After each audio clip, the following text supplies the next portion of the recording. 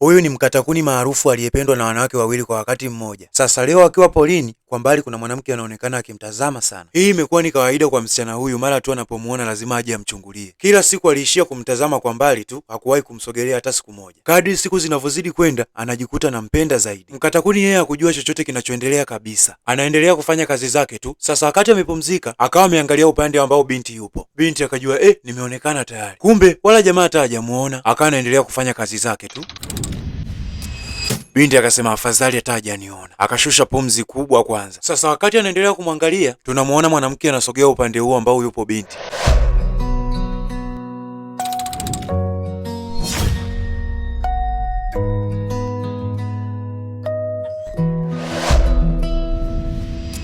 Amefika sasa, anashangaa huyu anaangalia nini muda wote. Akamgusa, ila binti akashtuka sana, akasema dada, umenishtua. Dada akamwambia unaweza kuniambia unaangalia nini? Yaani natoka kule mpaka nafika hapa hujanisikia? Kiko wapi unachokitazama hapa? Mbona sikioni? Binti akamwambia shh, nyamanza. Dada anashangaa mbona ninyamanzisha? Anamwambia hebu sogea hapa, njoo nikuoneshe kitu ambacho ninakiangalia. Binti akawa anasogea ili aoneshwe. Binti alipotazama mbele, akawa amemuona yule mkatakuni.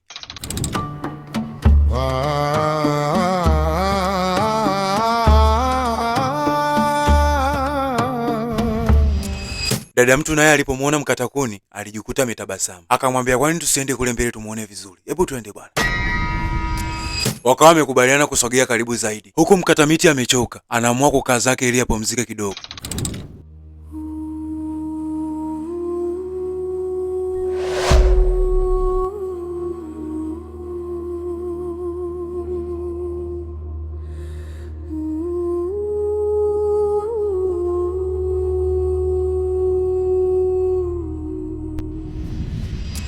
Sasa jamaa yeye ana habari, anakuja kushtuka kuna mtu nyuma. Ikabidi asimame kwanza. Akimcheki ni binti, ikabidi amkaribishe, amwambie karibu.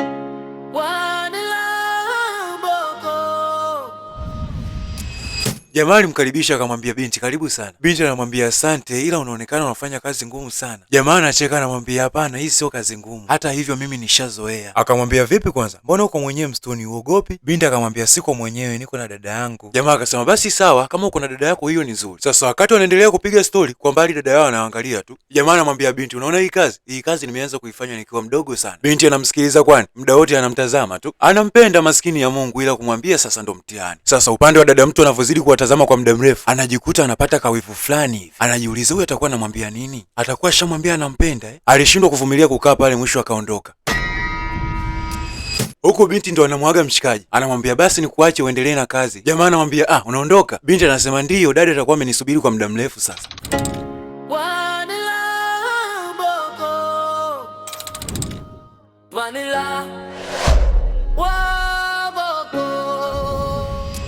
Binti amefika sehemu aliyomwacha dada yake, anashangaa haoni mtu. Anajiuliza dada kaenda wapi? Hao amesubiri kwa muda mrefu ameondoka. Anajiuliza apati jibu, akaamua kuondoka na yeye. Vanilla waboko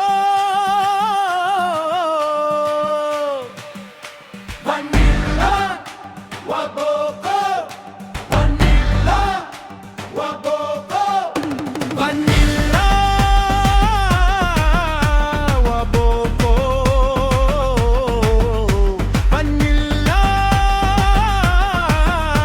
waboko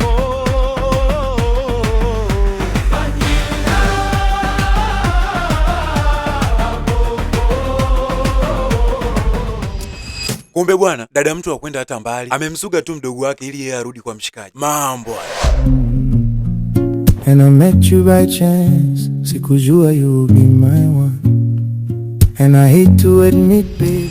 Binti anamwambia pole na kazi, anamwambia asante, ila leo nina bahati na wageni. Mungu asante. Anamwambia haya binti, karibu ukae pale mimi nimalizie ili gogo langu. Binti anamwambia hapana Sky, ngoja tu nikusaidie kuokota hata kuni hapa. Jamaa anasema unataka kunisaidia? Binti anasema ndio. Sawa kama unataka kunisaidia.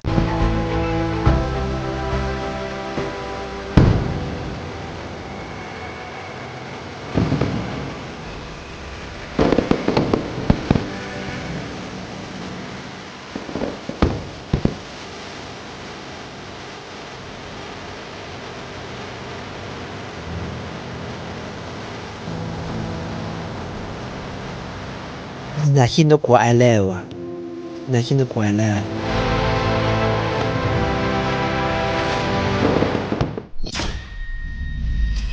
Binti alipomkosa ndugu yake aliamua kurudi huku. Mbaya zaidi anamkuta ndugu yake akiwa karibu na mtu anayempenda. Alijikuta moyo wake unapata jeraha kubwa. Binti anaendelea kupanga kuni na jamaa akawa anamfuata taratibu.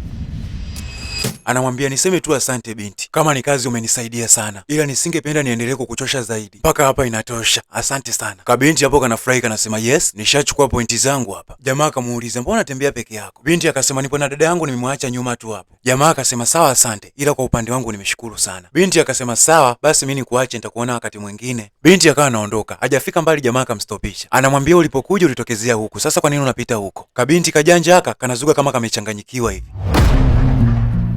And I met you by chance, sikujua you'll be my one.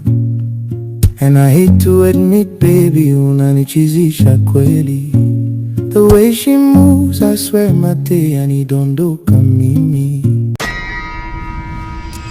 Binti alishuhudia yote. Sasa huyu ni nyoka, akikasirika lazima abadilike. Mdogo mdogo ngozi yake ikawa inaanza kuota magamba ya nyoka. Akajitahidi kukontrol hasira zake na hali ikarudi kama kawaida. Ndio hivyo, kwa macho yake anashuhudia ndugu yake akimpokonya tonge lake mdomoni. Alimuita pembeni akamwambia, dada, kwa nini unanifanyia hivi? Huoni kama unaidhurumu nafsi yangu? Ndugu yake akamwambia, kwa sababu nampenda. Binti anamwambia, lakini mimi ndo wa kwanza kumuona. Ndugu yake anamwambia, we, ishia hapo hapo. Sitaki kujua kama wewe ulikuwa wa kwanza. Ninachokijua mimi, mapenzi hayana foleni, umenielewa? Binti anamwambia, sio vizuri unavyonifanyia. Dada mtu hajajibu chochote, huyo anaishia zake.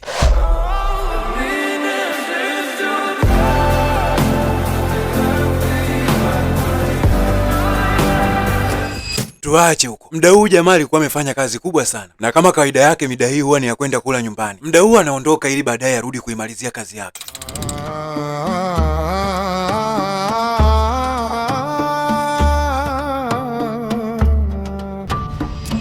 Sasa binti bado roho yake haijatulia kabisa, akimfikiria dada yake hata maji hayapiti kooni. Sasa kumbuka, huyu ni nyoka mtu, akiwa na hasira tu lazima abadilike. Saa ngapi miguu isianze kubadilika? Akicheki magamba yanapanda mwili mzima, lakini ni hali yake anaijua. Ikitokea kama hivi, huwa anafanya maombi kwa ajili ya kubadilika na kuwa mtu wa kawaida.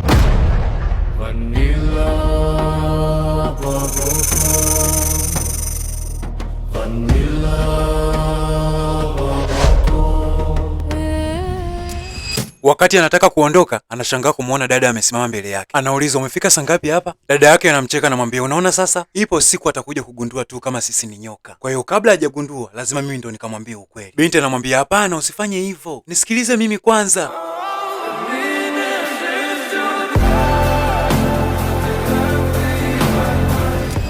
Binti bado anamuomba dada, anamwambia usifanye hivyo, ukifanya hivyo tutamkosa. Dada mtu anamwambia, unahofia uzuri wangu sio? Mimi nina muonekano kukuzidi wewe. Hata nikimwambia kama sisi ni nyoka bado atanichagua mimi tu.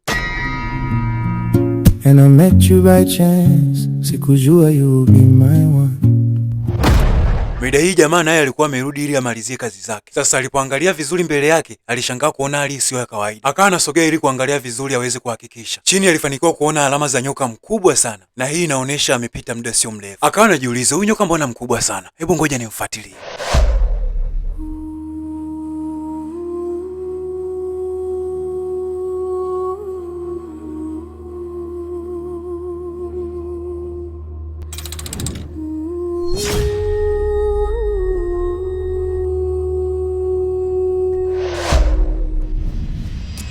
Alifika mpaka mwisho, ila cha ajabu au ni nyoka anaona watoto wa kike wawili. Akawa anasogea ili kuwatazama vizuri. Alipowatazama vizuri, aliwatambua ni wale wale alioweza kukutana nao asubuhi ya leo. Sasa hapa ndo amepata kuufahamu ukweli. Anasema kumbe hawa ni ndugu, ndo maana kila mmoja akaniambia yuko na dada yake. Lakini mbona kama wanazozana? Bila shaka watakuwa wanapigana wale. Akasema hebu ngoja nikaongee nao.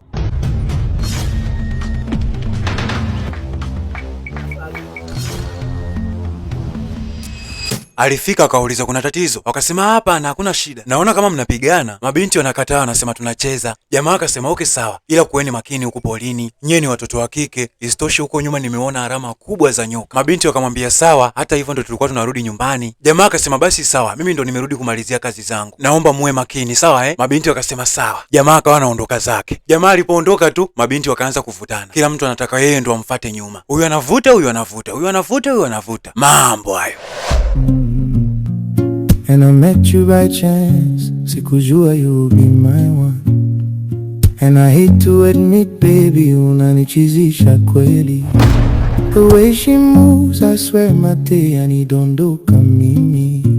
Akicheka na sasa huku jamaa amebaki na maswali. Ashaufahamu ukweli kama wale ni ndugu na amegundua kabisa wale watakuwa wanampenda. Anasema hii mbaya hii. Wale watoto itakuwa pale walikuwa wananigombania. Sasa pale wote ni wazuri. Nitamkubalia nani nimwache nani? Baadaye anasema hapana, sitaki kufanya chaguo mapema. Nitasababisha matatizo. Basi akawa ameapa kutokufanya chaguo mapema, akiwa na wasiwasi kwamba ataweza kusababisha ndugu wale wakagombana, bila kujua mpaka sasa tayari hawaelewani. Pia nitumie nafasi hii kukuomba wewe shabiki yangu, usisahau kusubscribe, kulike na kucomment ili kunipa nguvu ya kukusogezea burudani kila siku.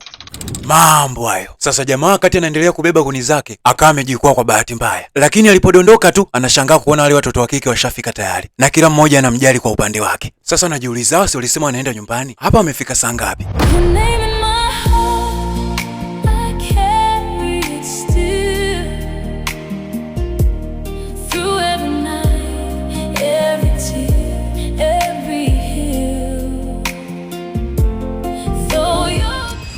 Bwana, kama unataka mwendelezo wa filamu hii niandikie kwenye comment. Usisahau kuniambia pia umejifunza nini kupitia hii video. Nikuombe tu usubscribe, ulike na ucomment ili kuwa wa kwanza kupata mwendelezo unaofuata. Naitwa Jizo Mastori, ukipenda niite Vanilla wa Bongo. Vanilla.